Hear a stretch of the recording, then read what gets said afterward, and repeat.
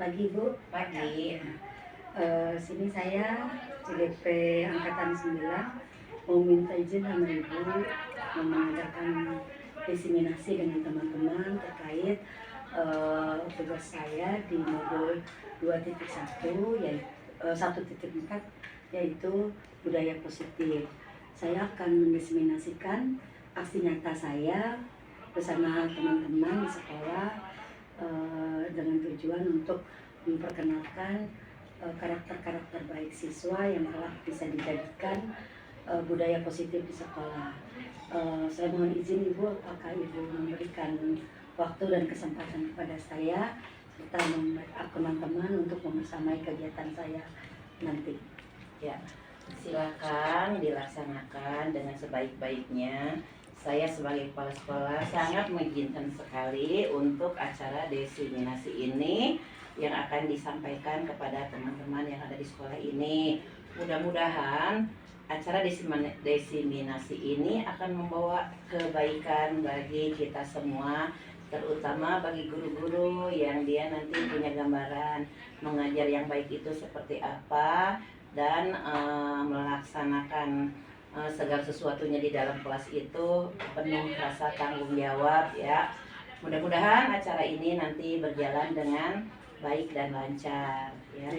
Terkait materinya Bu, nanti saya akan menyampaikan yang pertama budaya positif tentang penanganan siswa-siswa yang bermasalah dengan mengedepankan metode atau menggunakan metode segitiga restitusi, di mana nanti saya juga akan mengenalkan kepada teman-teman, walaupun tentunya kita semua sudah melaksanakan, tapi kita mungkin belum tahu teorinya, yaitu 5 apa itu kemarin apa yang harus dilakukan guru sebagai profil guru yang 5 itu, kemudian teori dari Brian Eagleson tentang bagaimana kita bisa memposisikan diri sebagai pendidik di posisi yang 5 itu, sebagai pembuat kebijakan sebagai penghukum atau pembuat rasa bersalah, sebagai pemantau dan sebagainya.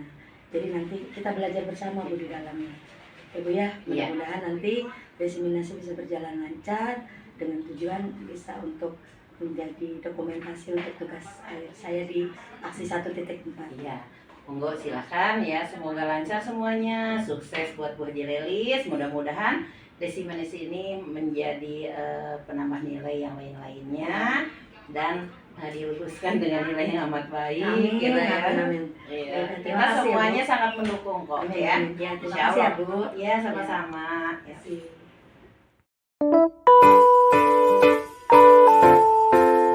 Pertama-tama yang saya hormati Ibu Kepala Sekolah SDN Semana 08 Pagi, yang saya hormati Ibu-Ibu Guru SDN Semana 08 Pagi. Pertama-tama marilah kita panjatkan puja dan puji syukur kehadirat Allah Subhanahu wa Ta'ala yang alhamdulillah pada pagi hari ini kita sama-sama berkumpul dalam acara diseminasi budaya positif calon penggerak Angkatan 9 di SDN Semana 08 Pagi. Salawat serta salam marilah kita limpahkan kepada junjungan kita Nabi Muhammad Sallallahu Alaihi Wasallam. Semoga kita semua dalam menjalankan tugas kita semua, mudah-mudahan Allah berikan pahala yang berlipat untuk kita semua, dan mudah-mudahan dengan syiar ini kita akan mendapatkan syafaatnya Nabi Muhammad Sallallahu Alaihi Wasallam. Baik ibu-ibu sekalian, acara diseminasi budaya positif calon penggerak calon guru penggerak angkatan 9 di SDN Semana 08 pagi. Yang pertama adalah pembukaan, kemudian yang kedua menyanyikan lagu Indonesia Raya, yang ketiga sambutan dari Kepala Sekolah SDN Semana 08 pagi, yang keempat paparan budaya positif yang akan disampaikan oleh calon guru penggerak angkatan 9 yaitu Ibu Haja Lelis. Baik ibu-ibu sekalian, sebelum acara dimulai, marilah kita panjatkan suratul Fatihah agar acara ini berjalan dengan lancar. Bismillahirrahmanirrahim. Ala hadihin niyah wa likulli niyatin salihah wa ila hadratin nabi al-Fatihah. A'udzu billahi minasyaitonir rajim. Bismillahirrahmanirrahim. Alhamdulillahi rabbil alamin arrahmanir rahim maliki yaumiddin iyyaka na'budu wa iyyaka nasta'in ihdinas siratal mustaqim siratal ladzina an'amta 'alaihim ghairil maghdubi 'alaihim waladdallin. Amin. Baik ibu-ibu sekalian, acara selanjutnya yaitu menyanyikan lagu Indonesia Raya. Untuk ibu-ibu sekalian, mari kita berdiri untuk menyanyikan lagu Indonesia Raya.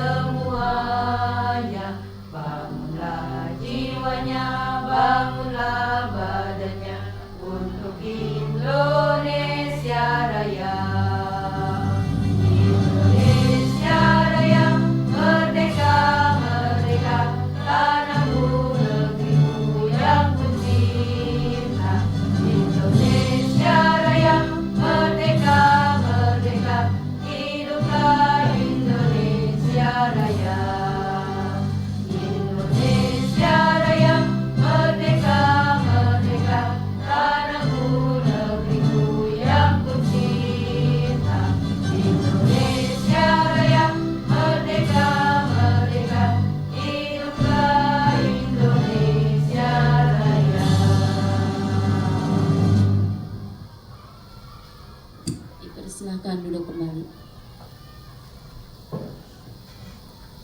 Baik, untuk selanjutnya yaitu sambutan dari Ibu Kepala Sekolah SDN Semana 08 pagi yang akan disampaikan oleh Ibu Aprilianti SPD. Untuk itu saya persilahkan. Bismillahirrahmanirrahim. Assalamualaikum warahmatullahi wabarakatuh. Alhamdulillahirabbil alamin wa bihi nasta'in ala umuri dunya waddin wassalatu wassalamu ala asrofil anbiya'i wal mursalin wa ala alihi washabihi ajmain amma ba'du.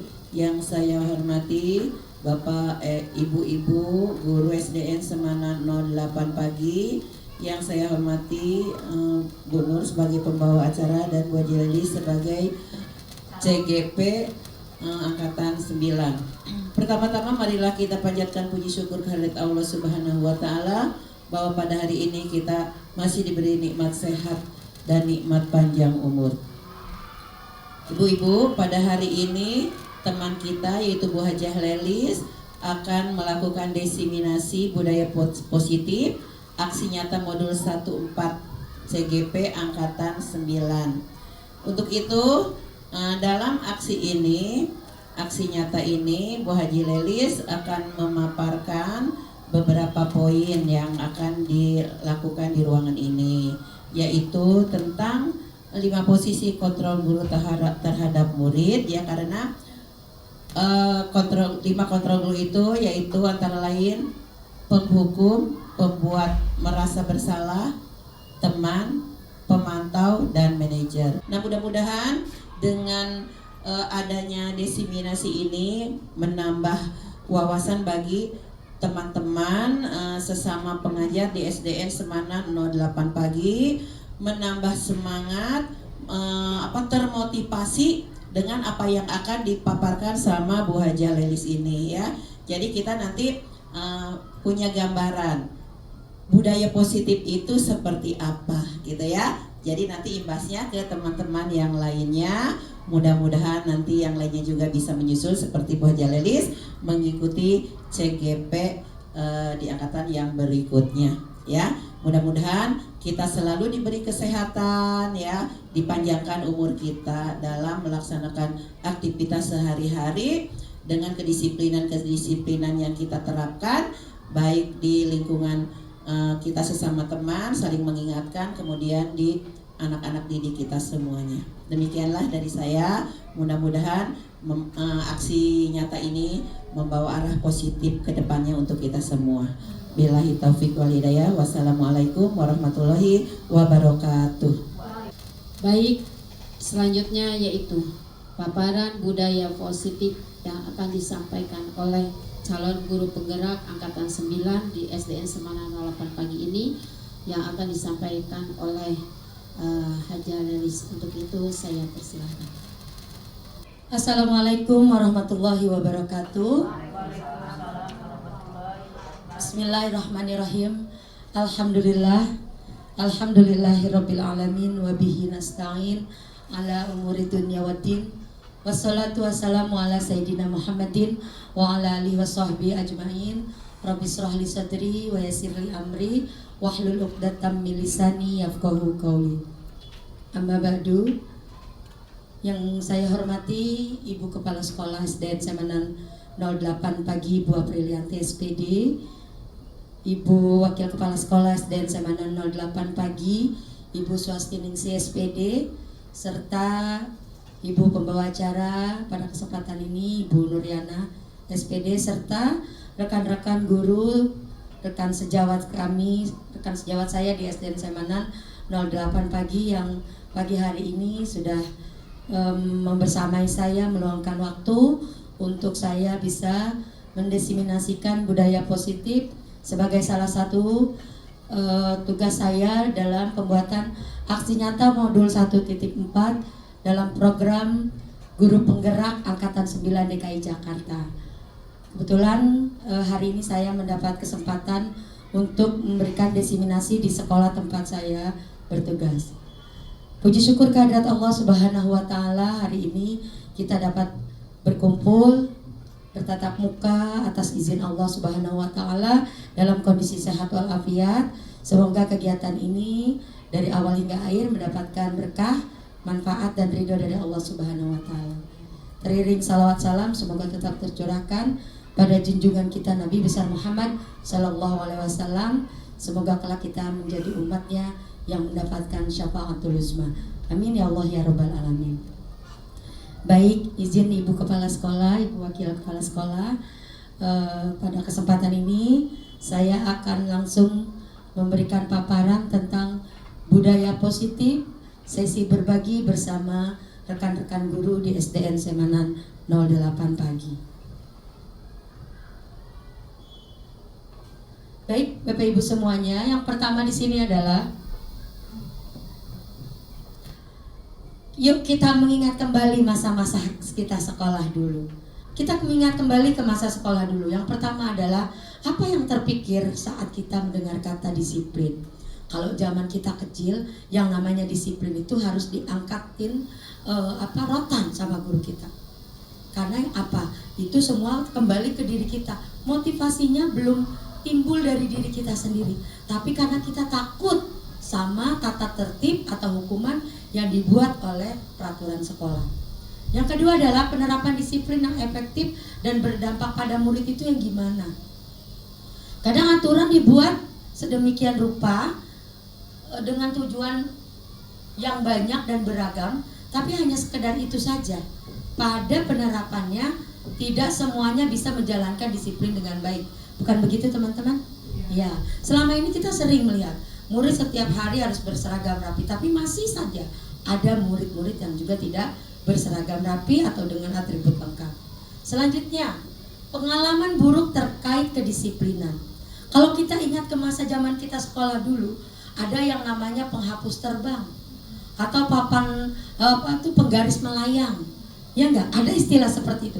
Karena apa? Ini merupakan pengalaman buruk terkait kedisiplinan yang akan terus teringat sepanjang hidup kita. Apakah kita akan mengulangi hal yang sama? Kita akan bahas sama-sama nanti di sini. Ya, kalau dulu murid yang enggak disiplin, guru bisa dengan mudahnya melemparkan penghapus langsung mengena, bisa ke badan murid, ke kepala dan sebagainya. Anak yang tidak melakukan, yang tidak mengerjakan PR, guru bisa saja dengan rotan dia memukul tangannya dan sebagainya. Ya, dan itu terus akan berulang dan berulang. Apakah hal ini masih relevan dengan keadaan saat ini? Tentunya nanti kita akan pelajari sama-sama ya Bu, karena kita hidup di zaman yang berbeda. Anak-anak kita hidup di zaman yang berbeda dengan kita. Nanti kita akan bahas sama-sama. Lanjut. Baik, kita akan belajar tentang teori kontrol dari Dr. William Glasser. Di sini teori kontrol yang beliau sampaikan adalah yang pertama, ilusi guru dalam mengontrol murid. Yang kedua adalah penguatan positif, efektif, dan bermanfaat. Selanjutnya adalah kritik dan rasa bersalah akan menguatkan karakter. Dan yang selanjutnya adalah orang dewasa memiliki hak untuk memaksa. Yang pertama di sini yang saya jelaskan, ilusi guru mengontrol murid. Jadi guru di sini kita sebagai pendidik, bagaimana caranya bisa memahami 5 teori kontrol yang bisa kita lakukan terhadap murid. Di sini ada penguatan positif, efektif, dan bermanfaat. Ini nanti yang akan kita bahas juga di sana. Dan kritik dan rasa bersalah akan menguatkan karakter. Ini segitiga restitusinya ini menguatkan yang ini Bu, bahwa kita mengkritik akan semua kesalahan yang dia lakukan dan rasa bersalah yang mereka alami, tapi mereka juga akan menjadi pribadi yang kuat secara karakter. Karena apa? Kita akan mengembalikan dia kepada keyakinan dirinya yang dijadikan keyakinan kelas bersama yang sudah disepakati. Kemudian orang dewasa memiliki hak untuk memaksa. Ibu, biasanya kita seperti itu, ya. Kita itu kadang-kadang memaksakan kehendak kita. Anak kita mau kuliah, kamu harus begini nak, kamu harus begini nak, gitu. Padahal nanti idealnya seperti apa, bagusnya seperti apa, kadang kita banyak ya memaksakan kehendak, tapi di tengah jalan akhirnya kehendak kita harus dipatahkan oleh anak-anak kita juga. Jadi seperti itu. Lanjut, Bu. Nah, ini teman-teman, makna disiplin yang akan saya sampaikan di sini adalah disiplin itu harus timbul dari motivasi intrinsik, motivasi dari dalam diri, bukan karena iming-iming penghargaan, juga bukan karena menghindari hukuman. Ini yang paling sering. Anak-anak itu kadang-kadang disiplin cuma karena apa, Bu? Karena apa? Menghindari hukuman. Yang paling sering seperti itu. Jadi anak-anak menghindari hukuman. Karena apa? Kalau saya nggak pakai dasi, kalau saya nggak pakai sepatu, nanti saya dihukum oleh guru saya. Nggak timbul dari dalam dirinya sendiri, nggak menjadikan seragam itu kebanggaan buat dia. Kadang kita boleh Bu menyisipkan, kita future ke masa depan, ya kita kembali ke. Nah, kamu lihat nggak orang-orang sekarang yang berhasil dan sukses itu kadang kita implementasinya atau pandangan kita kan orang yang berdasi, keluar dari mobil mewah, itu adalah orang-orang sukses ya Bu ya. Padahal tidak demikian. Nah, tapi kita bisa menggambarkan bahwa Bapak Menteri itu fotonya pakai dasi loh nak. Kita nggak harus bilang, nah yang sukses itu orang berdasi, tidak. Kita bilang, Bapak Presiden fotonya pakai dasi nggak nak? Pakai. Terus Bapak Menteri pakai nggak? Nggak pakai. Oh berarti Pak Menteri sama, kamu mau jadi menteri, mau jadi presiden, mereka pakai dasi. dasi. Bu, saya mau jadi pengusaha. Pengusaha kan nggak pakai dasi. Jangan salah nak. Pengusaha kalau mau dia jadi diundang untuk acara-acara besar, dia juga harus pakai baju rapi dan berdasi. Pengusaha tempe di Jepang itu semua berdasi. Itu orang Indonesia. Jadi kita berikan pandangan-pandangan ke depan tentang kriteria-kriteria, sehingga kebiasaan-kebiasaan positif yang sudah kita arahkan menjadi tata tertib atau kewajiban yang harus mereka jalani itu menjadikan kebiasaan-kebiasaan positif mereka. Baik, makna disiplin di sini adalah pertanggungjawaban berupa hak atau kewajiban dari seseorang yang memegang kekuasaan atau pimpinan. Adapun artinya tak lain ialah orang tadi harus mempertanggungjawabkan dirinya serta tertibnya laku diri dari segala hak dan kewajibannya. Bapak Ibu, ini adalah buah pemikiran dari Ki Hajar Dewantara. Beliau sosok pendidik yang sampai hari ini pemikirannya masih dipakai sebagai barometer dari pendidikan nasional yang dijalankan di Indonesia. Kemudian tujuan pendidikan dari makna disiplin ini adalah menciptakan anak-anak yang memiliki disiplin diri sehingga mereka bisa berperilaku dengan mengacu pada nilai-nilai kebajikan universal dan memiliki motivasi intrinsik bukan ekstrinsik. Ini Bu, yang tadi saya bilang motivasi itu harus datang dari dalam dirinya sendiri. Ini yang harus kita bangun. Yang saya bilang tadi bahwa ini tidak mudah buat kita untuk membangun motivasi intrinsik bagi murid-murid kita. Ya, karena mungkin belum adanya keterbiasaan dan lingkungan yang mendukung. Kadang di sekolah sudah kita bina sedemikian rupa, tapi lingkungan lebih berpengaruh. Sekolah hanya beberapa jam, tapi di rumah, lingkungan keluarga dan lingkungan tempat tinggal lah yang membentuk karakter mereka lebih lama waktunya daripada di sekolah. Silakan. Nah, baik Bapak Ibu sekalian, selanjutnya adalah nilai kebajikan yang mengacu pada karakter profil pelajar Pancasila. Ini Bu, yang digaungkan oleh pemerintah kita di pendidikan kurikulum merdeka, yaitu beriman, bertakwa kepada Tuhan Yang Maha Esa, serta berakhlak mulia. Kemudian mandiri, kita akan membentuk masyarakat mandiri yang bagaimana dengan kita menjalankan kurikulum merdeka itu. Ini adalah PR besar buat kita. Bagaimana anak-anak kita bisa mandiri kelak menghadapi dunia yang terus mengalami kemajuan global. Kemudian bernalar kritis. Bernalar kritis di sini bagaimana murid-murid kita kelak bisa menjadi anak-anak yang melek teknologi, kemudian ngerti bagaimana kondisi yang harus dihadapi.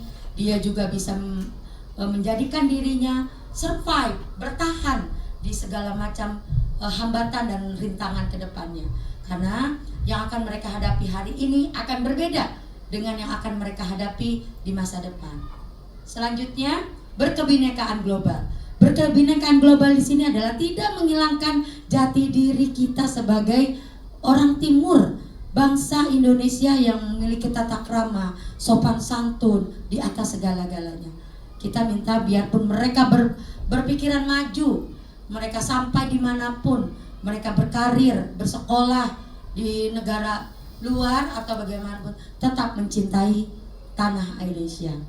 Dan yang selanjutnya adalah menumbuh kembangkan kegotong royongan dalam dirinya sehingga menjadi pribadi yang peduli. Karena saat ini kita sudah kehilangan Bu rasa simpati dan empati dari anak-anak kita. Bahkan di depan kita aja mereka memperlakukan kita, guru kadang-kadang kita lagi jalan mereka lari di depan kita. Ya, kita harus menumbuh kembangkan kembali. Ini PR besar pokoknya buat kita semua. Dan yang selanjutnya adalah kreatif. Kalau kreatif bisa kita bangun Bu dengan kemandirian, dengan kedisiplinan, dengan kreasi dan inovasi dari guru-guru. Bahkan sekarang juga kita sudah sering melihat banyak industri-industri rumahan, ibu-ibu yang mulai mencari kesibukan dengan kreativitasnya masing-masing. Ya, ini bisa dicari kalau kreatifnya. Silakan Ibu. Nah, baik, selanjutnya kita sampai ke teori motivasi Diane Gossen, yaitu yang pertama untuk menghindari hukuman. Yang tadi Bu ya, Anak-anak itu disiplin karena untuk menghindari hukuman. Ini yang paling sering kita alami. Anak-anak tuh ya udahlah, kalau nggak ditegur juga hilang lagi tuh topi, ya kan? Tapi kalau kita udah bilang awas hari Senin yang nggak pakai atribut, nanti ibu panggil ke depan, di barisnya di depan. Akhirnya itu mereka disiplin karena menghindari hukuman. Yang kedua adalah untuk mendapat imbalan atau penghargaan. Ini juga kita biasanya suka memberikan reward kepada murid-murid kita yang misalnya dalam 1 minggu ini absennya tidak pernah ada bolong, ya, atau 1 bulan. Biasanya guru-guru suka memberikan reward ya. Kalau 1 bulan ini ada murid-murid kita yang absensinya full, tidak ada apa, tidak ada izin atau tidak ada sakit, ya. Walaupun sakit itu datangnya dari Allah, tapi alhamdulillah anak itu bisa menjaga kesehatannya dengan support penuh orang tua, dengan makanan-makanan bergizi dan sebagainya yang disiapkan orang tua, sehingga anak itu dalam 1 bulan ini dia full absensinya. Boleh nggak kita memberikan imbalan atau penghargaan? Boleh, boleh banget sebetulnya. Itu untuk apa? Untuk memotivasi diri anak-anak peserta didik kita. Tapi ya itu tadi, ada plus minus di dalamnya. Yang pertama plusnya adalah anak itu termotivasi untuk rajin ke sekolah tanpa bolos, tanpa izin ya. Kalau sakit sih itu qadarullah ya Bu ya. Kemudian itu positifnya, dia semakin bisa mengikuti ritme pembelajaran dan sebagainya. Tapi negatifnya apa? Bahwa yang dia lakukan adalah bukan karena motivasi intrinsik dari dirinya, tapi karena penghargaan. Ya. Jadi bagaimana nanti apa yang sudah kita lakukan mungkin akan menjadi kesadaran dalam dirinya. Kemudian menghargai diri sendiri dengan nilai-nilai yang kita percaya. Ini nanti akan terkait dengan kesepakatan kelas dan keyakinan kelas yang sudah kita buat bersama di kelas. Kenapa kemarin kita buat kesepakatan dan keyakinan kelas? Ya salah satunya ini, biar kita nanti bisa membalikan lagi. Kalau dia berbuat salah, nanti kita kembalikan. Ayo nak, ingat-ingat, kemarin kita sudah bikin apa di kelas? Kita sudah bikin keyakinan kelas. Ayo, kira-kira sesuai nggak apa yang kamu lakukan itu tadi dengan keyakinan kelas yang kita buat? Jadi anak akan mikir, akan menyampaikan alasannya. Seperti itu. Lanjut. Dah, ini adalah hukuman, konsekuensi dan restitusi. Bapak Ibu, hukuman, konsekuensi dan restitusi itu berbeda. Kalau hukuman yang tadi ya, hukuman itu kita langsung, misalnya ya kayak orang yang mencuri, hukumannya dia dipidana seperti itu. Atau di sekolah misalnya kita anak yang tidak hari ini olahraga misalnya, pendidikan olahraga, kalian yang tidak bawa raket, nah kata Pak Iwan nanti hukumannya kalian lari muter lapangan 2 putaran misalnya. Nah itu hukumannya. Nah kalau konsekuensi itu apa? Karena dia nggak bawa raket, ya konsekuensinya dia tidak bisa ikut pembelajaran itu, maksudnya tidak bisa ngikutin arahan-arahan yang disampaikan oleh Pak Iwan. Nah kalau restitusinya nanti kembalinya ke segitiga restitusi itu. Jadi kita kembalikan alasannya apa? Kita harus cari Bu, ya. Oh ternyata ayahnya hanya seorang misalnya tukang bangunan, belum ada uang untuk beli raket. Kita miriskan Bu kalau udah kayak gitu. Itu nanti adanya di stabilisasi identitas. Nah stabilisasi identitas itu kita nyari tahu Bu, kenapa nih anak nggak bawa raket? Ternyata orang tuanya, identitasnya di situ stabilitas identitas, orang tuanya cuma buruh harian yang belum tentu dia bisa makan 3 kali sehari. Jangankan buat beli raket, mungkin seperti itu. Yang kedua adalah validasi kesalahan. Validasi kesalahannya, kenapa dia tidak ada usaha untuk pinjam atau bilang ke gurunya, ya jangan sampai kamu nggak bawa raket. Kan miris Bu, kalau satu kelas teman-temannya sudah bawa raket, nih anak enggak, ya kan? Nah mungkin gurunya bisa memberikan solusi dengan gurunya membawa raket dari rumah cadangan, atau dia pinjam dari kelas sebelah yang juga ada jam olahraga saat itu. Dan yang terakhir adalah kembalikan ke keyakinan kelas. Jadi segitiga restitusi itu, yang pertama adalah stabilitas identitas, kedua validasi kesalahan, dan yang ketiga kembali ke keyakinan kelasnya. Di sini ada identitas gagal dan identitas sukses. Dimana dari yang tadi kita sudah sampaikan, hukuman, konsekuensi, dan restitusi itu ada yang tergolong identitas gagal dan identitas sukses. Yang identitas gagalnya ini yang berupa hukuman, ya. Jadi ini hukuman itu pasti sesuatu yang menyakitkan, Bu, yang harus dialami oleh murid kita. Tanpa kita sadari, kalau kita langsung menghukum siswa itu langsung merasa, ya Allah, begini amat ya, gitu ya. Kemudian mereka tidak nyaman, ya, untuk anak-anak itu untuk jangka waktu yang panjang. Bahkan kalau anak-anak tipenya itu yang pendendam atau tipe orang yang baperan, itu anak akan terekam terus. Ini guru saya yang pernah nyetrap saya seharian misalnya. Kalau zaman kita dulu, Bu, berdiri di tengah lapangan, hormat bendera, ada yang ngalamin nggak? Saya pernah, Bu, ngalamin. Gara-gara saya jadi ketua kelas, teman ada jam kosong, teman ngajak bolos. Padahal mas saya nggak ikutan bolos, saya cuma bilang terserah kamu. Dan sebagian besar teman keluar, kok yang ketika besoknya dihukum ya saya ikutan. Karena itu, ya. Dan itu akan terus terekam di ingatan saya. Selanjutnya adalah korban, ini maaf ini kurang ya, korban tidak mendapatkan keadilan. Korban tidak mendapatkan keadilan. Jelas sekali ya, korban itu tidak mendapatkan keadilan. Ya, kadang-kadang jangan sampai lah, mudah-mudahan saya selama 20 tahun di SDN 908 Pagi belum pernah mendapati guru-guru yang memperlakukan muridnya dengan tidak adil. Kalaupun kita melakukan kesalahan itu masih dalam batas kewajaran. Dan yang terakhir adalah identitas gagal yang berupa hukuman itu, murid atau anak akan merasa tersakiti. Jelas ya, ibu-ibu ya.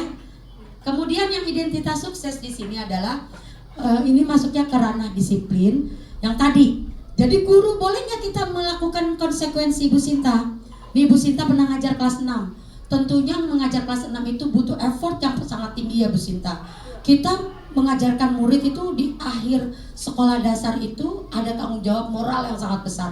Karena mereka harus menghadapi jenjang pendidikan selanjutnya, di mana pembelajarannya lebih kompleks daripada di SD. Kadang guru itu udah ngepot ibaratnya ya Bu ya, ngajarin anak mau itu matematika atau pengetahuan umum, mengajarkan dia memahami bacaan teks yang panjang, soal-soal yang beragam, tapi toh anaknya ternyata jawabannya hanya sampai situ ya Bu Sinta. Nah kadang-kadang guru memberikan ini.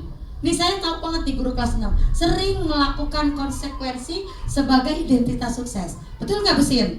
Jadi saking udah gemesnya tuh guru sama murid, akhirnya ya udah konsekuensinya kalau kamu nggak ini, tulis lagi soalnya 10 dan kerjakan sekarang juga dalam waktu 30 menit. Ya Bu Sinta?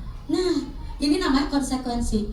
Nah Bu ya, jadi mereka boleh sesuatu yang harus terjadi, kemudian walaupun tidak nyaman bagi murid itu hanya dalam jangka waktu pendek. Beda dengan tadi yang hukuman. Nah, kemudian korban bisa diabaikan. Maksudnya diabaikannya bagaimana? Sementara waktu karena dia melakukan konsekuensinya, jadi dia bisa diabaikan dulu dari kita dan kita tetap melakukan tugas kita yang utama. Kemudian murid dibuat tidak nyaman pastinya. Karena apa? Kita juga nanti menanamkan ini. Walaupun ini dia tidak nyaman, tapi di sini adalah anak itu melakukan disiplin, konsekuensi atas segala kesalahannya, tapi ujung-ujungnya adalah dia menjadi bagian dari identitas sukses.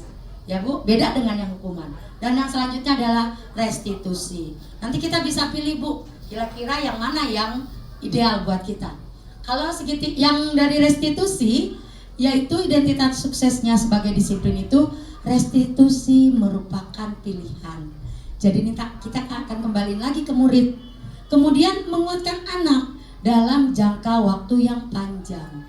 Jadi kita nih berpihak. Karena Ki Hajar Dewantara itu dalam filosofi pendidikannya mengatakan bahwa setiap guru adalah petani. Kita tuh cuma lagi menyemai. Kalau yang kita semai ini benih-benih kebaikan, tentunya di sekelilingnya akan tumbuh juga gulma-gulma, Bu.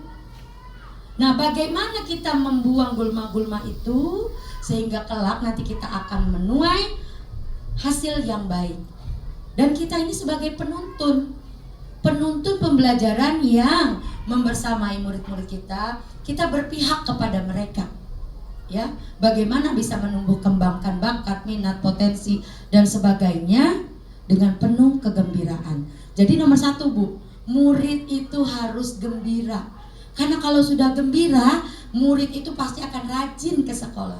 Bagaimana sekolah itu bisa menjadi rumah kedua buat mereka sehingga mereka mendapatkan kenyamanan di sekolah. Nih, korban mendapatkan ganti. Awalnya dia sedih, Bu. Ya Allah, aku dimarahin guru karena aku bla bla bla bla. Tapi karena dia dikuatkan kembali dengan restitusi, sehingga anak-anak itu yang tadinya merasa sebel saya, Bu. Ibu tahu nggak, Bu, tadi saya habis berantem sama si Anu. Nanti kan gurunya nih, loh, kok kamu bisa berantem? Ya habis bapak saya dikatain. Oh gitu. Bapak juga kalau ibu juga kalau dikatain bapaknya marah juga. Jadi kita apa? Memposisikan diri sebagai mereka. Sama, ibu juga marah kalau bapak ibu dikatain sama teman-teman ibu. Ibu akan melakukan hal yang sama dengan kamu. Nah, selanjutnya apa? Korban mendapatkan ganti. Setelah dia merasa diberpihakin sama gurunya, habis itu, iyalah Bu, saya mana? Kenapa kok gara-gara ini aja bapak saya dikatain? Iya, ibu tahu, ibu paham nak posisi kamu. Ketika kamu dikatain bapaknya marah, kalau ibu juga sama dong marah. Nah setelah itu apa? Kita validasi masalahnya. Sekarang ibu mau tanya, kenapa sih dia bisa ngatain bapak kamu? Gini nih Bu, awalnya bla bla bla bla bla, dia ceritakan. Oh gitu. Nah sekarang kalau kita sudah tahu tadi validasi masalahnya, kita kembalikan ke keyakinan kelasnya. Nah tapi nak, apa yang kamu lakukan itu tadi kira-kira sesuai nggak sih dengan keyakinan kelas yang pernah kita bikin? Ya sih Bu, saya malu sebenarnya tadi teriak-teriak di kelas, terus dorong-dorong meja, bentak-bentak, gebrak-gebrak meja. Malu Bu. Kenapa malu? Iya kan nggak sesuai dengan keyakinan kelas kita. Kita harus selalu sayang, harus toleransi, menghargai sesama teman dan sebagainya. Nah dari situ maka anak akan mendapatkan penguatan. Sulit memang buat kita, tapi tanpa kita sadari ternyata saya memperhatikan di sini tuh banyak guru yang seperti ini. Cuma kita nggak tahu istilahnya kalau itu adalah restitusi. Kayak ada murid yang punya kesalahan, pasti sama Bu Sinta dipanggil, sama Bu Nur dipanggil, Bu Swasti ya, manggil juga Bu Yosi, sering banget.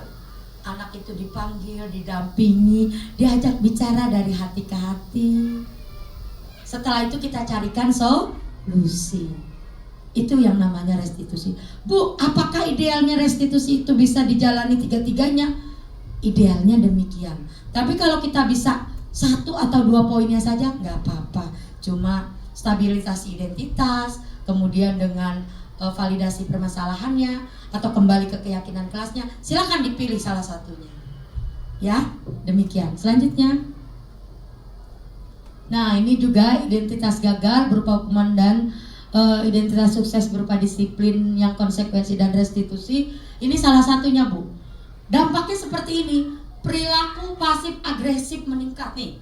Kalau anak dihukum, kadang-kadang dia bukan jerah Bu. Kalau kita bilang istilahnya ini makin jadi. Ada nggak Bu yang kayak gitu? Karena apa? Dia tidak dikuatkan lagi keyakinannya. Ngapain sih kayak gitu? Jadi kita udah stereotipe bahwa anak itu sebagai yang kerok. Nah, kan itu jadi anak ini makin kayak gini. Tapi kalau kita diajak bicara, kembalikan dari hati ke hati, biasanya mereka akan masalahnya akan terpecahkan. Kemudian sistem tidak akan berjalan bila murid tidak takut. Ya, kalau kita makin kerasin ibarat ini, mereka akan semakin melawan. Kemudian berlaku hanya pada sebuah institusi, tidak berlanjut pada kehidupan nyata. Kadang anak cuma baiknya di sekolah karena dia takut sama kita. Tapi kalau di luaran, di sekolah nggak boleh ngerokok ya nak? Iya benar, nggak bakalan ada yang berani ngerokok di sekolah. Tapi di luar kita nggak tahu, Bu, karena lingkungan yang lebih mempengaruhi mereka. Kemudian peraturannya adalah titik-titik dan kamu harus titik-titik. Ini kesannya memaksa banget. Coba Bu Swasti, peraturannya adalah titik-titik, kamu harus titik-titik. Bu Swasti bisa memberikan contoh nggak? Peraturan apa kira-kira yang harus dijalanin anak, yang kita bikin tapi harus dijalanin anak? Kira-kira peraturannya adalah titik-titik dan kamu harus titik-titik. Misalnya peraturan, kamu harus pakai sepatu hitam, kaos kaki hitam saat hari Rabu misalnya, dan kamu harus pakai itu, nggak boleh enggak, ya. Kemudian kita hukum kalau dia nggak pakai, misalnya hormat bendera selama apel, nih Bu, ya besok nih perilaku dia udah lebih dari itu, Bu, ya, karena kita nggak melakukan tadi cross check yang 3 segitiga restitusi. Kemudian murid akan membenci peraturan. Halah, segala kaos kaki hitam, segala macam bla bla bla. Ya. Karena kita belum bisa menjadikan anak itu sebagai teman kita untuk berbicara, mencari tahu bagaimana, kenapa dan sebagainya alasannya. Dan kemudian identitas sukses disiplin sebagai konsekuensi dan restitusi. Kalau konsekuensi, penguatan hanya bertahan dalam jangka waktu pendek. Tadi konsekuensinya misalnya, ya udah kamu harus menghafalkan dasar dharma. Mungkin saat itu dia hafal, tapi untuk kedepannya mungkin dia lupa. Kemudian memerlukan monitoring dan supervisi terus-menerus dari guru. Ini guru, Bu, kita mah begitu ya, Bu, ya. Rajin banget yang namanya monitoring, ngecek lagi dan sebagainya. Ya, kita nggak pernah bosan namanya mengingatkan murid, ya, untuk ini, untuk itu dan sebagainya. Kemudian membantu penerapan mengikuti peraturan dalam masyarakat. Kadang-kadang sekolah itu punya peraturan yang diadopsi juga oleh masyarakat, tapi banyak juga aturan masyarakat yang gak sesuai sama aturan sekolah. Kalau di Jogja yang saya lihat itu, Bu, saya berapa kali ke Jogja itu setiap habis maghrib nggak pernah ngelihat anak keluyuran di luar rumah, karena di sana mereka memberlakukan jam belajar ya Bu Sinta, dari jam 18.00 sampai jam 20.00 tidak ada aktivitas anak di luar rumah. Masya Allah, saya sampai nanya sama anak saya, ini pada kemana sih Bang? Sepi banget. Bahkan siang pun begitu sama. Di sana rata-rata sekolah full day. Jadi kalau udah jam 12 itu mau ada eskul, mau ada apa, kadang ada yang pulang jam 4, Bu. Jadi ada sesi kalau nggak ada mereka eskul, mereka tidur siang. Dan itu berlaku untuk hampir semua sekolah di Jogja. Luar biasa, Bu.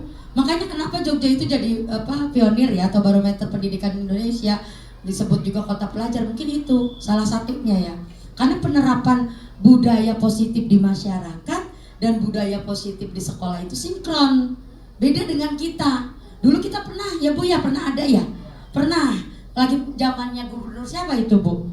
Sutioso apa Fauzibowo lah? Sutioso ya. Pernah ada jam belajar. Pernah saya ingat itu.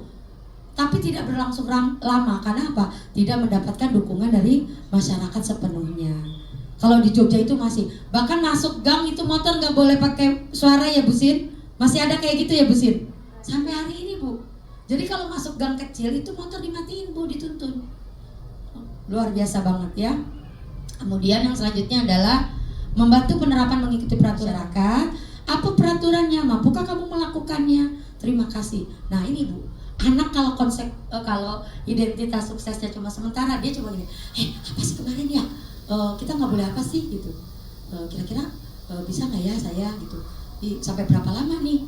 Ya udahlah, besok juga begitu lagi. Nah, kayak gitu. Terima kasih.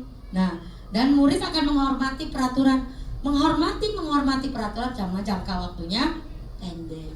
Tapi kalau dengan identitas sukses yang merupakan disiplin yang mengakar dari motivasi intrinsik, kita kembalikan kepada restitusi, masalah akan terpecahkan. Ini yang pertama.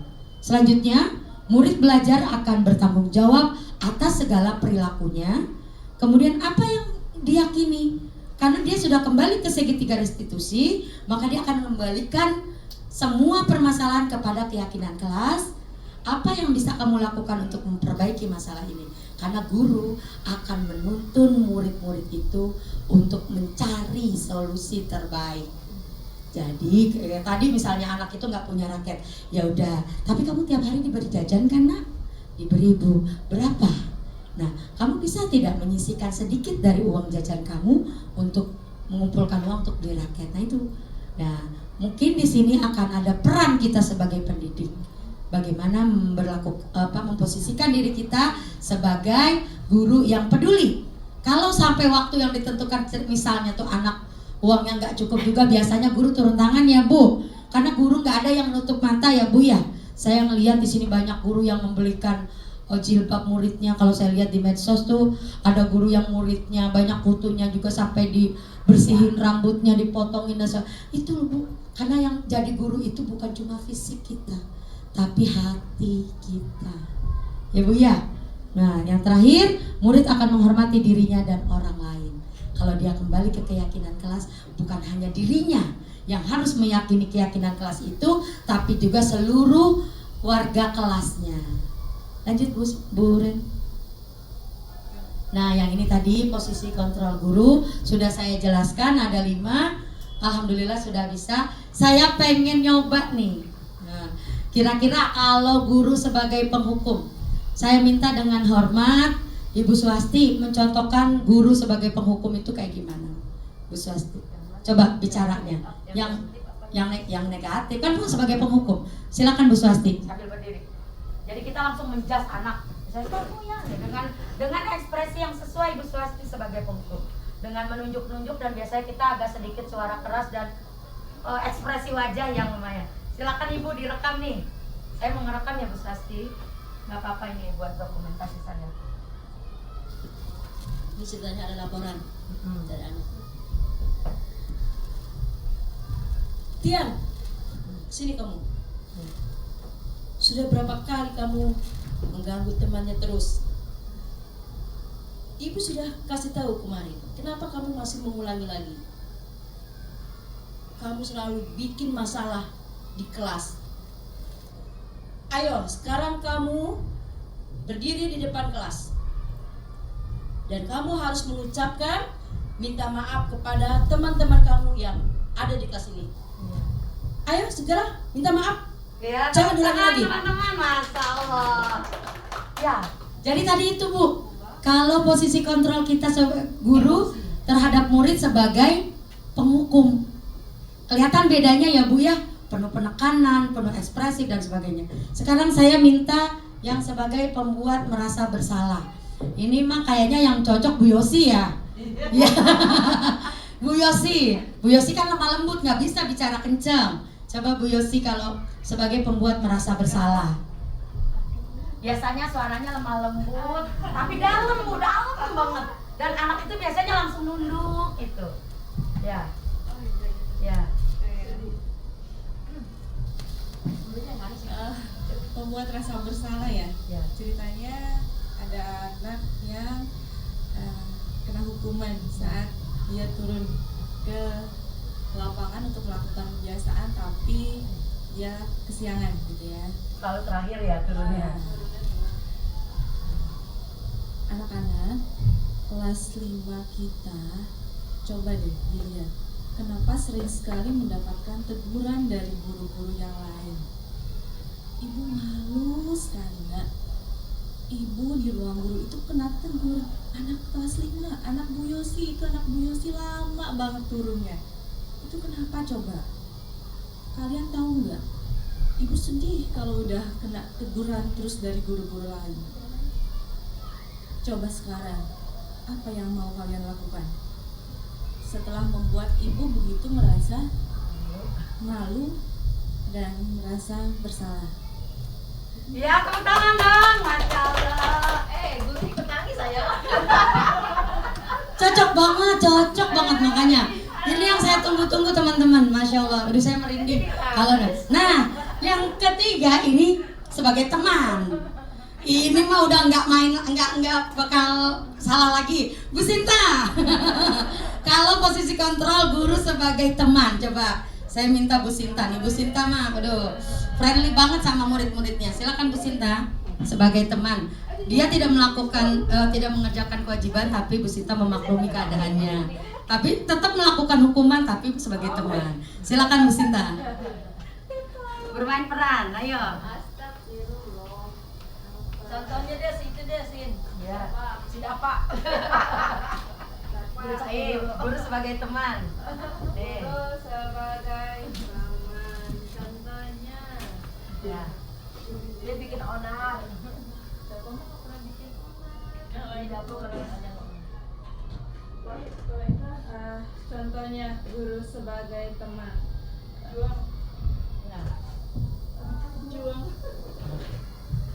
Juang tidak sih, sebenarnya tidak berjuang juga. Bukti nyatanya bukan hukuman sih, saya lebih ke perbaikan diri karena kan anak yang saya hadapi sekarang itu masa-masanya sudah masa-masa puber. Nah, yang sebagai teman paling memang saya udah rencananya pengen memanggil salah satu nama yang bernama Desti. Dia karena memiliki aura bau badan yang harus segera ditanganin. Ibaratnya kalau dilama seperti ini nanti dia akan dikucilkan oleh teman. Iya, betul. Makanya saya panggil sendiri, Neng sini deh gitu. Kamu pernah mencium bau-bau yang tidak sedap tidak? Pernah, Bu. Nah, pernah tidak kamu membersihkan anggota badan kamu? Pernah, Bu. Nah, terus kamu pernah menyium bau badan kamu sendiri? Pernah. Apa yang kamu rasakan? Tidak nyaman, Bu. Nah, sama. Mohon maaf ya, Nak, kamu itu anak perempuan, anak yang cantik. Nanti di luaran sana teman-teman kamu merasa tidak nyaman kalau misalkan kamu itu memiliki bau badan yang tidak enak, disedap, ya. Maka dari itu tolong dibersihkan, tolong menggunakan namanya deodoran. Ada deodoran khusus anak remaja, tapi tulisannya teen ya, dicari, silahkan cari ke supermarket. Dan lama kelamaan makin kesini mungkin dia belum pernah memakai deodoran, tapi dia sudah memakai yang namanya parfum. Setidaknya sudah mengurangi bau badan itu sendiri. Jadi pada saat dia sudah keringetan, dia tahu gurunya tidak suka dan mungkin teman-temannya tidak enak untuk bicara. Jadi paling tidak ya gurunya sebagai kontrolnya. Jadi sudah mulai sudah tidak mulai terlalu bau gitu kan. Pada saat dia olahraga sudah mulai keringatnya sudah mulai reda. Nah, sudah tidak terlalu bau banget. Jadi udah ada perbaikan. Ya, terima kasih Bu Sinta. Masya Allah, posisi kontrol guru sebagai teman. Ini bagus banget ini Bu Sinta. Terima kasih Bu Sinta. Masya Allah. Selanjutnya adalah posisi kontrol sebagai pemantau. Nih, saya minta dengan hormat Ibu Nuryana. Beliau ini salah satu guru senior di sekolah, termasuk guru agama yang sangat juga dihormati di sekolah. Biasanya beliau ini karena mengajar dari kelas 1 sampai kelas 6, jadi beliau tahu banget bagaimana kondisi murid kita di sekolah. Silakan Ibu Nur. Jangan lama-lama ya Bu Nur. Biar kebagian nih, saya Bu Nur. Nah, berkeliling kelas. Ini Bu Nur banget dah, ini mah Bu Nur banget ya. Terima kasih untuk Ibu Haja Lelis. Di sini saya sebagai guru agama dari kelas 1 sampai kelas 6. Memang ada biasanya anak-anak ini ada yang melanggar peraturan-peraturan, tapi saya lebih memantau anak-anak ini untuk yang pertama adalah disiplin, kemudian yang kedua adalah untuk memantau mereka berlangsungnya pembelajaran di kelas maupun di luar kelas. Nah, di sini kalau saya memantau anak-anak yang memang melanggar disiplin, yang pertama saya akan panggil anak-anak, kemudian yang kedua di sini anak ini akan saya berikan motivasi yang pertama. Yang pertama apa yang dia melanggar itu, kemudian saya suruh menulis yaitu dengan mengucap kalimat-kalimat tauhid. Jadi anak-anak itu lebih dia yang pertama bahwa dia merasa bersalah dengan gurunya atau dengan yang memberikan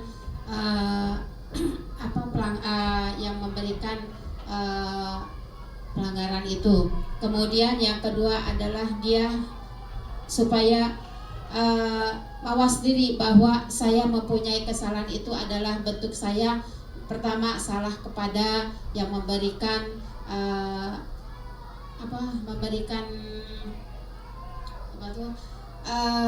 pelanggaran itu. Kemudian yang kedua adalah saya ini bersalah bahwa saya ini berbohong, maka dia akan mengucapkan kalimat-kalimat thayyibah. Jadi itulah adalah sekolah untuk murid-murid yang memang kita ini mendekatkan diri kepada Allah Subhanahu wa taala, baik itu untuk melanggar kedisiplinan dan maupun melanggar apa yang dia langgar peraturan-peraturan di sekolah. Itu saja. Baik Bu Nur, terima kasih. Luar biasa. Ini sebagai pemantau pastinya tugasnya lumayan berat ya bagi ibu-ibu. Nah, yang terakhir adalah sebagai manajer. Saya sudah tidak meragukan lagi kalau ibu kepala sekolah kita ini adalah bisa memberikan contoh sebagai posisi kontrol guru sebagai manajer. Karena beliau ini sebelumnya adalah guru senior, bahkan sebelum beliau menjadi Kemsek, beliau adalah guru senior di SDN Semena 08. Saya adalah salah satu saksinya di sini bagaimana beliau menjadi guru yang tidak pernah neko-neko, tapi dicintai oleh murid-muridnya. Bahkan muridnya sekarang yang udah jadi wali murid kita juga ya Bu ya. Silakan Bu Apri untuk memposisikan diri sebagai kontrol guru, sebagai manajer. Anak-anak, waduh, ibu masuk kelas kok ini kelasnya kelihatan kayak kotor banget ya. Aduh, gimana sih? Tolong dijaga kebersihan kelasnya supaya kita satu kelas itu selalu sehat. Tidak ada bibit-bibit penyakit yang ada di dalam kelas. Ayo, coba kita lihat lagi kesepakatan kelasnya bagaimana ya. Misalkan kalau seandainya tidak melakukan apa yang ada di kesepakatan kelas, kita harus diapakan? Ayo, siapa yang bisa menjawab? Apa seharusnya yang dilakukan kalian kalau tidak bisa mengikuti aturan kelasnya? Kan ini aturan kelas sudah disepakati oleh kita semua. Kenapa ini masih kotor? Jadi harus diapakan ini? Ya. Seperti Tepuk itu tangan, Bu ya. ya. Terima kasih Bu. Ya, terima kasih. Ada yang tambahin Bu? Ya udah itu aja Ya. cukup. Baik. Nah, kalau tadi kita sudah melihat bagaimana posisi guru sebagai dari 5 posisi kontrol terhadap murid, saya mau minta pendapatnya nih kepada 2 ibu guru, yang satu ibu guru senior, yang satu ibu guru pemula.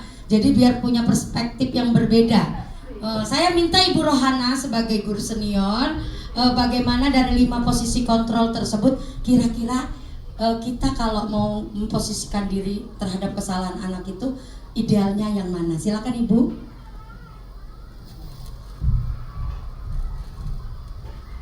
Kalau mencari ideal sih nggak ada sebenarnya manusia yang ideal ya. Pasti semua manusiawi.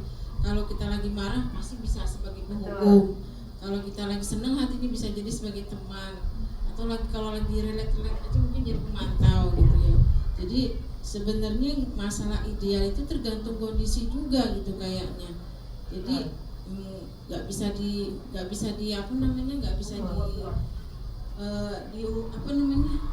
Diaplikasikan nggak bisa dikhususkan harus begini harus begini gitu. Kan kita manusia melihat kondisinya ya. Melihat kondisinya gitu sesuai dengan apa yang terjadi situasinya dan perasaan kita saat itu juga gitu. Jadi nggak bisa disalahkan. Baik. Tepuk tangannya dong teman-teman. Ya, posisi kontrol guru ini memang berat. Nah sekarang kalau nggak apa-apa sebagai guru muda yang mungkin masih jiwa muda, kira-kira kalau Bu Nani menanggapi hal tersebut dari contoh-contoh yang disajikan, bagaimana Bu Nani? Ya benar. Senang banget saya nih Bu Nani bisa hadir. Kalau menurut saya sesuai dengan masalahnya. Ya. Kalau masalahnya seperti Bu Sinta ya benar dengan cara seperti teman. Kalau ya Bu Yosi, Swasti, Bu Nur. Jadi sesuaiin aja dengan keadaan yang kita hadapi masalahnya gitu. Terima kasih Bu Nani. Insya Allah. Terima kasih tepuk tangan. Masya Allah, alhamdulillah masukan-masukannya. Terima kasih teman-teman. Ternyata 5 posisi kontrol guru terhadap murid ini sudah kita pahami. Setidaknya nanti kalaupun kita menghadapi hal ini, kita sudah bisa bagaimana memposisikan diri dari kelima posisi kontrol tersebut. Selanjutnya Bu Dani, yang saya maksudkan segitiga restitusi. Yang pertama yang harus kita lakukan adalah menstabilkan identitas. Yang tadi Bu, kita cari tahu latar belakangnya tuh apa. Kenapa dia melakukan kesalahan itu. Yang selanjutnya yang kedua adalah validasi tindakan yang salah. Kenapa dia melakukan itu? Apa sih kebutuhan yang mereka inginkan? Kenapa bisa terjadi demikian? Dan yang selanjutnya adalah menanyakan keyakinan. Dari sini kita akan menemukan murid-murid yang kalau sudah melakukan kesalahannya akan menjadi anak-anak yang menyadari kesalahannya karena motivasi intrinsik dari dalam dirinya, sehingga menjadikan mereka anak-anak yang bersalah, mengakui dan menyadari kesalahannya, tapi kembali menjadi pribadi yang mandiri, percaya diri dan bertanggung jawab. Lanjut Bu. Demikian Bapak Ibu sekalian, diseminasi budaya positif aksi nyata 1.4 yang saya lakukan pagi hari ini. Terima kasih atas perhatiannya. Mohon maaf kalau ada kekurangannya. Sebelum saya tutup, mungkin saya akan berikan ada 3 sesi penanya jika ada yang mau bertanya. Terima kasih. Sebelum saya tutup, billahi taufiq wal hidayah wal afu minkum. Wassalamualaikum warahmatullahi wabarakatuh. Baik, terima kasih atas kesempatannya untuk saya mengajukan pertanyaan. Mungkin yang ingin saya sampaikan sekarang lebih ke validasi ya. Jadi kayak restitusi itu tadi disebutkan pilihan ya? Ya, pilihan. Restitusi itu pilihan. Nah, tadi urutannya itu yang pertama itu kan stabilitas identitas ya. Kemudian yang kedua itu menanyakan keyakinan dulu atau validasi tindakan dulu? Validasi dulu. Oh, saya kira ditanyakan dulu apa keyakinan di kelasnya. Keyakinan di kelas itu kesepakatan bukan? Kesepakatan yang menjadi keyakinan. Ya, kesepakatan yang menjadi keyakinan. Berarti ditanyakan dulu ada kesepakatan apa, kemudian baru validasi tindakan dia. Jadi apakah tindakan dia itu salah atau sesuai tidak dengan kesepakatan yang tadi setelah saya tanyakan? Iya. Gitu. Kebalik Ya. tidak? Atau si restitusi itu kan memang segitiga ya, saya jadi pikir dia bisa fleksibel. Yang fleksibel. penting ada 3 itu. Ada 3 komponen elemen itu tersebut masuk ya. Maksudnya kita sampaikan ke siswa Betul. saat menemukan masalah dengan Ya. anak. Ya. Ya, mungkin kalau pelaksanaannya, jadi kita kadang lupa, kadang cuma nanya kamu kenapa, Gitu. tapi tidak ada Tidak. kesepakatannya. Nah, di balik badan Bu Yosi juga ada. Kenapa itu di banner kemarin kita balik? Nah, ya menstabilkan identitas ada di atas, validasi tindakan ada di sebelah kanan, dan menanyakan keyakinan ada di sebelah kiri. Ya, di situ sudah terlihat dinamisnya dari segitiga restitusi. Berarti fleksibel Ya, nggak harus ya, gitu. Oh iya. kemudian untuk Disesuaikan perannya dengan masalah. Ya. Ya, Kondisi. kalau untuk yang peran tadi, peran kontrol guru itu ya. Ya. Nah, sebetulnya salah tidak ketika kita memang mencampur atau Memblend. ya Ya, ngeblend gitu ya, ngeblend si peran 5 itu tanpa kita harus ada di posisi manajer gitu. Ya, betul.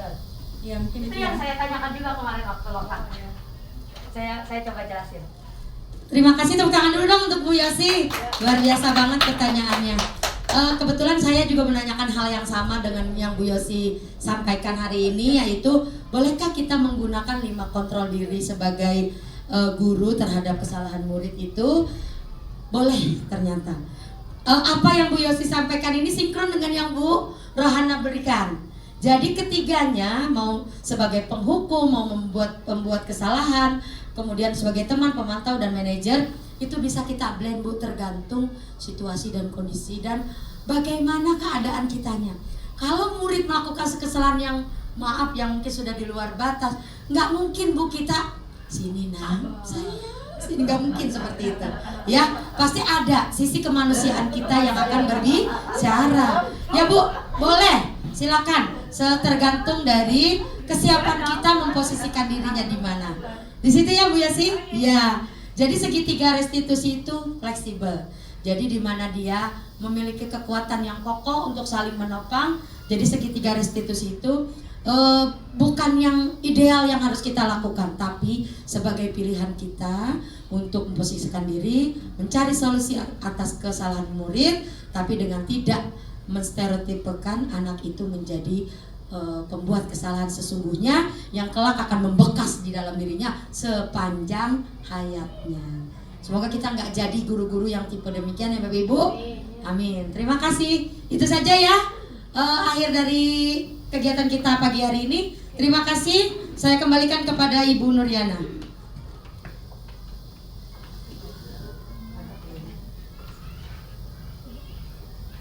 Terima kasih untuk teman-teman dan ibu guru sekalian. Alhamdulillah tadi kita sudah mendengarkan dan melaksanakan yaitu diseminasi budaya positif calon guru penggerak angkatan 9, yaitu yang disampaikan oleh Ibu Haja Lelis. Mudah-mudahan kita dapat mengambil manfaatnya dan mudah-mudahan kita bukan hanya memberikan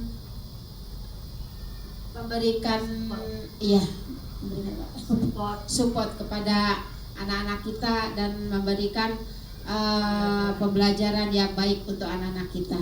Itu saja saya sebagai pembawa acara mohon dibukakan pintu maaf yang sebesar-besarnya apabila ada kata-kata yang kurang berkenan di hati ibu-ibu sekalian. Billahi taufiq wal hidayah. Assalamualaikum warahmatullahi wabarakatuh. Assalamualaikum warahmatullahi wabarakatuh. Saya sebagai wakil kepala sekolah SDN Semanan 8 pagi ingin menyampaikan hasil diseminasi yang disampaikan oleh rekan kami dari CGP Angkatan 9 oleh Bu Haja Lelis, yaitu pembahasannya kemarin yaitu tentang 5 posisi kontrol guru. Yang pertama itu sebagai penghukum, kedua pembuat merasa bersalah, ketiga sebagai teman, keempat sebagai pemantau, dan kelima sebagai manajer. Budaya positif adalah merupakan dari kebiasaan-kebiasaan yang baik atau kebiasaan-kebiasaan positif yang membentuk menjadi karakter-karakter yang positif. Untuk budaya positif ini biasanya dimulai dari kebiasaan di rumah, kemudian di lingkungan, baik di lingkungan rumah, di masyarakat, ataupun di lingkungan sekolah. Budaya positif yang disampaikan oleh rekan kami menyampaikan tentang budaya positif yang akan membawa dampak karakter bagi siswa-siswi SDN Semanan 08, dan semoga apa yang sudah disampaikan oleh rekan kami tentang budaya positif ini akan bisa diterapkan di sekolah kami dan bisa menjadi yang lebih baik lagi, membentuk karakter positif khususnya di lingkungan sekolah kami. Terima kasih. Itu saja. Wassalamualaikum warahmatullahi wabarakatuh. Waalaikumsalam warahmatullahi warahmatullahi wabarakatuh. Perkenalkan, nama saya Sinta Setyaningsi. Saya berteman dengan CGP Angkatan 9, yaitu Bu Haji Lelis dari DKI Jakarta. Hasil desiminasi yang telah dilakukan di dalam sekolah kami itu sangatlah bermanfaat, apalagi kami menghadapi banyak sekali permasalahan-permasalahan yang ada dan timbul pada peserta didik kami, sehingga kami bisa menambahkan wawasan kami untuk mengatasi permasalahan-permasalahan yang ada. Terima kasih. Wassalamualaikum warahmatullahi wabarakatuh.